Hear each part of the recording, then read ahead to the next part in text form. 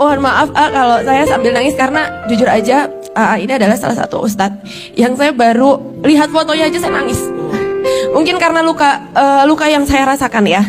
Terus saya dari Jakarta, kenapa kok saya jauh-jauh datang ke sini? Jujur saya sedang cari jawaban. Tahun 2023 akhir kakak saya satu-satunya. Jadi saya punya 2 kakak. Satu kakak saya gangguan jiwa. Satu kakak saya meninggal di akhir tahun 2023. Ibu saya itu kebetulan diabetes, kakinya hampir diamputasi, tapi alhamdulillah nggak jadi diamputasi, sehingga saat ini saya mengemban beban itu semua sendiri. Namun kalau untuk orang tua saya udah rilis. Apapun keadaannya orang tua saya sudah bisa menerima. Karena mau bagaimanapun itu kan orang tua saya. Tapi saya tidak pernah mencoba untuk melepaskan tanggung jawab saya. Karena di situ ada yang sudah saya anggap keponakan itu seperti anak saya sendiri. Meskipun saya belum menikah, tapi saya sudah menganggap dia anak saya sendiri. Nah, dengan beban saya yang semakin berat, karena saya harus menghidupi orang tua saya. Saya menanggung kakak saya yang gangguan jiwa. Saya sekarang menanggung keponakan saya yang ditinggal kakak saya. Saya masih menanggung tante saya yang saya anggap itu seperti ibu saya. Saya masih menanggung keponakan yang itu juga. Saya tidak bisa begitu saja melepaskan anak ini. Tapi saya terlalu berharap sama mereka. Keinginan saya tidak muluk-muluk. Saya tidak ingin dibalaskan apapun yang saya telah berikan kepada mereka. Tapi saya ingin mereka bersyukur dengan saya, bersyukur hidup dengan saya, dengan apa adanya saya, up and down-nya saya pengen ada yang support saya. Karena saya sendiri, gak mungkin saya bercerita dengan orang tua saya. Tapi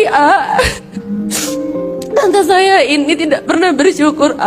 Seringkali playing victim, seringkali menyakiti saya, seringkali ngatain saya, kamu itu lemah, kamu itu cengeng, kamu itu tidak pernah bersyukur, kamu itu selalu mengeluh. Saya bisa apa lagi? Beban saya cukup berat. Ya mau saya tanyakan, saya itu sampai berobat kemana-mana, saya ke psikolog kemana-mana, sampai pada akhirnya saya sadar yang luka adalah hati saya, jiwa saya. Seringkali saya berpikir saya ingin pergi dari semua ini. Saya ingin menghilang. Tapi dosakah saya ketika saya melepaskan tanggung jawab pada tante dan keponakan saya ini? Saya masih takut dosa, saya takut karma. Saya kesini ingin mendapatkan jawaban itu. Sekian, terima kasih. Pertama, Ahilman sangat merasakan seperti apa perasaan Mbak yang bertanya barusan.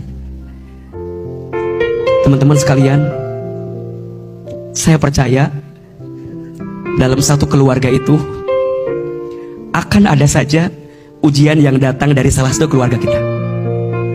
Baik itu kakak, baik itu adik, keponakan. Sikap terbaik yang perlu kita hadirkan adalah husnuzon kepada Allah. Teteh sayang, jangan merasa keluarga yang jadi beban buat kita itu adalah musibah untuk kita. Jangan. Boleh jadi kita diuji dengan keluarga karena pahala kita pun dapatnya dari keluarga.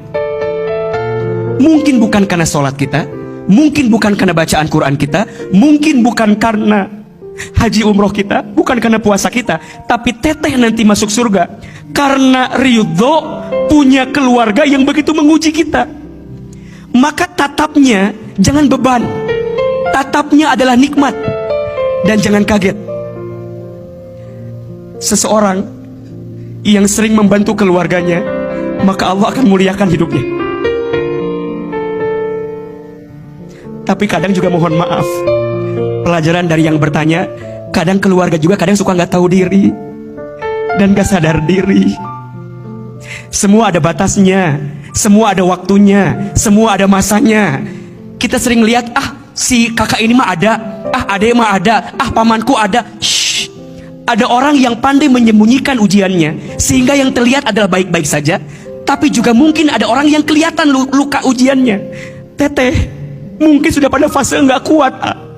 Aku sudah berbuat baik, tapi nggak pernah dibilang baik. Aku sudah berkorban, tapi nggak pernah dianggap. Itu jauh lebih sakit daripada sama sekali tidak berbuat kebaikan di dalamnya. Maka sekarang teteh harus sehat deh.